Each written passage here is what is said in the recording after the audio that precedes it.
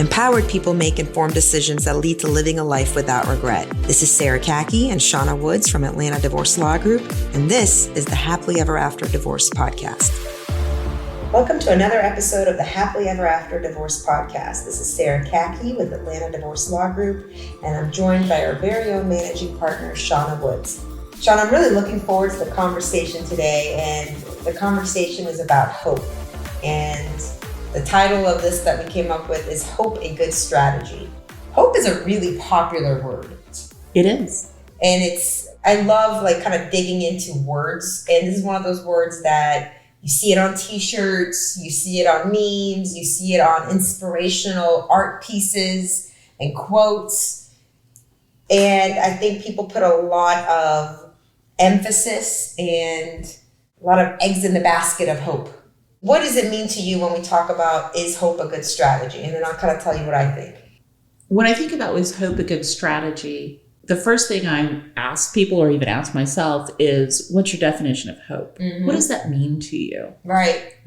And for me, hope is the belief of something or someone beyond yourself that is helping influence the outcome. Right. And there's a couple of different ways to look at that. For me, hope without action is like when people tell you, my thoughts and prayers are with you. Yes. That's nice, but that doesn't get me anywhere. If it's going to work, hope has to come with an action. Yes. And I think I completely agree with you on that. I think if hope remains something outside of you, that you're waiting on something outside of you to change the circumstances, then hope, I'm going to quote a documentary that I'll explain in a second, hope becomes prolonged suffering. Yes. And the documentary that's quoted from, there's a documentary called Alive, and it's about the soccer team I can't remember if they're Argentinian or not, but the soccer teams basically in the 70s are flying over the Andes, and they have a plane crash. It's based on a true story. And they're stuck in the middle of the Andes, and they're all wounded outside of the plane for days on end, I think even at weeks at some point, and nobody's doing anything about it, to the point they're out of all resources and supply and food, and I won't give away parts of how they're surviving, but because this documentary needs to be watched. But then one of the main characters, the storytellers of this is this gentleman that actually ends up doing something and decides to go and hike the Andes to, I believe, Chile, to find help for the rest of the survivors. And those survivors of that plane crash were willing to just lay there for days on end while they were starving and freezing, hoping that something different was going to happen that didn't happen the day before, and didn't happen the day before that. And at some point, the main character decides to not hope anymore, but take action. And I think this is the dark side of hope. Yes. And I do believe it was Argentina. You're aware of this? I'm aware of the story. I don't know if I've seen the documentary. I think I might have read a book about it. It's a very popular story. It is a very popular story. And it's interesting, although this is a true story and it is based upon true events, you see hope in most stories. Right. The movies, the books, your Harry Potter couldn't challenge Voldemort without hope. Right. And hope is neither inherently good nor inherently bad. It is one of these neutral things that you have this belief, but if you don't do anything, if the belief doesn't spur you into action, then you don't have anything but hope, and is that damaging? So the other story that I think of to explain exactly what you're talking about is really my parents. In Iran, when the revolution happened in 1979 and their form of government changed to one that they didn't believe had the values that they wanted to live in, it didn't have the freedom and didn't have the political structure that they felt like was rightful, and then followed by a war, the Iran-Iraq war, a lot of people stayed. A lot of our family members stayed. And my dad always tells me that he would look to his brother, he would look to other family members and say, what are we staying here for? And they stayed with the hope that things would change. Yeah. My dad didn't rely on that. He got us out. He got us out and we took refuge in Sweden, as you know. And, 40 years later, I have family members that are in Iran that look at my dad and say, we wish we had done what you had, but we had hung on to hope for too long. Yeah. Now, I think that's the, looking at both sides of hope, that's the negative of hope. It can keep a lot of people stuck in a situation, just waiting something in the situation itself to change without them taking any action. It's the desire of wanting something to change without Doing anything something different, right? To make it change. Hope is the desire, right? Mm-hmm. To want it to change. Hope is there's something else out there that can help me, right?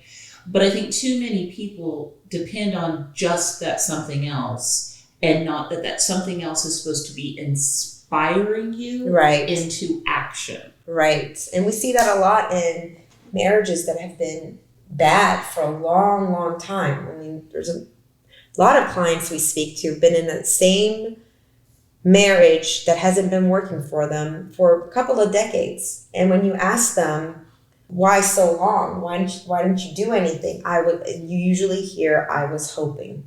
I was hoping that once, she finished her education, it would be different. I was hoping that once he got the promotion, it would be different. I was hoping that once we had children, it would be different. I was hoping that once we moved closer to her family, it would be different. And it's not a complete strategy.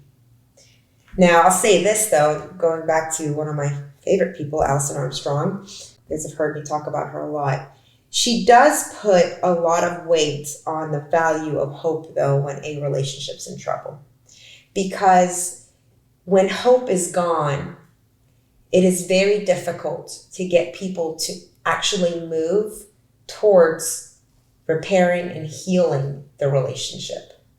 And we see that a lot in clients who are done and the hope is actually gone. The desire is gone. The desire is gone. There's nothing left for them to hope for. Nothing left for them to even wish for at that point. It's been drained out of their system. I think that's a very critical point that a relationship can hit when the hope is gone.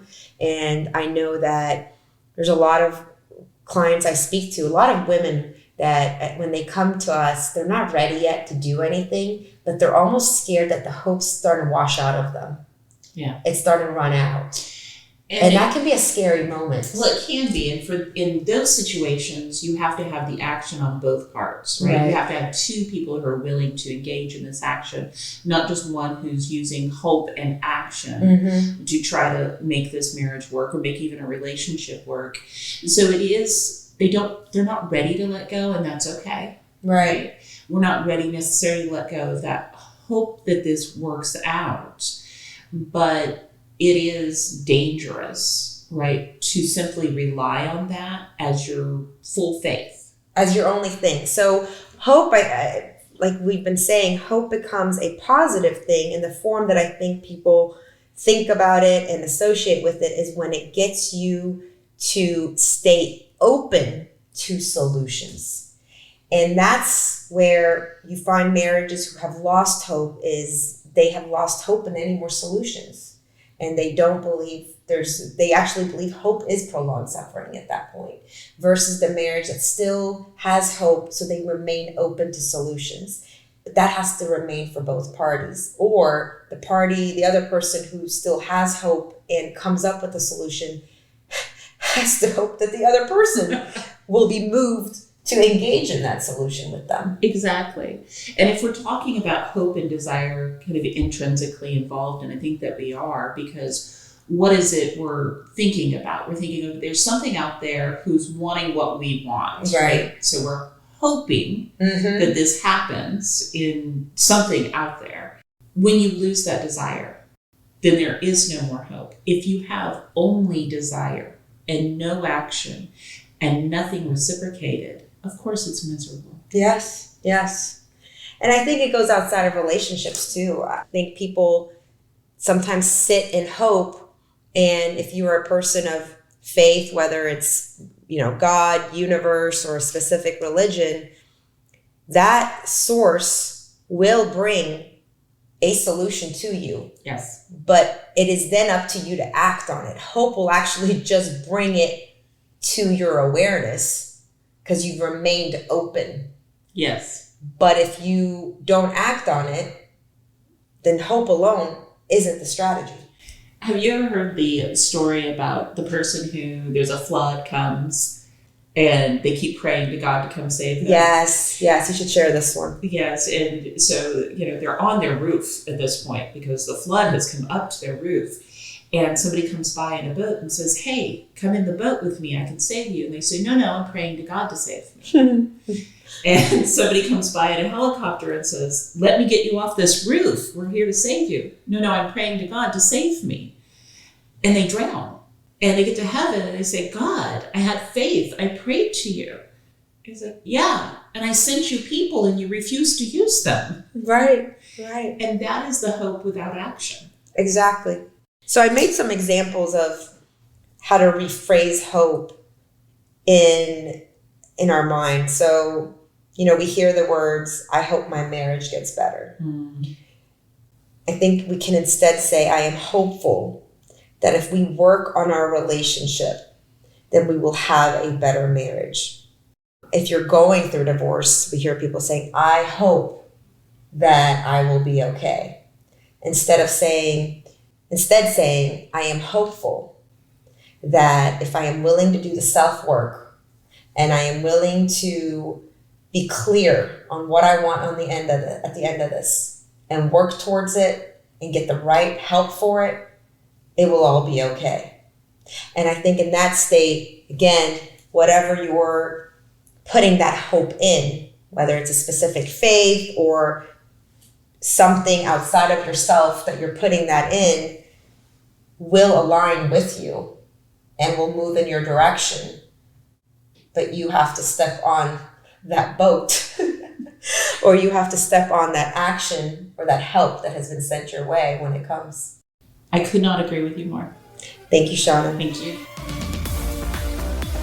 Thanks for listening to the Happily Ever After Divorce Podcast. If you'd like to learn more, go to atlantadivorcelawgroup.com/resources.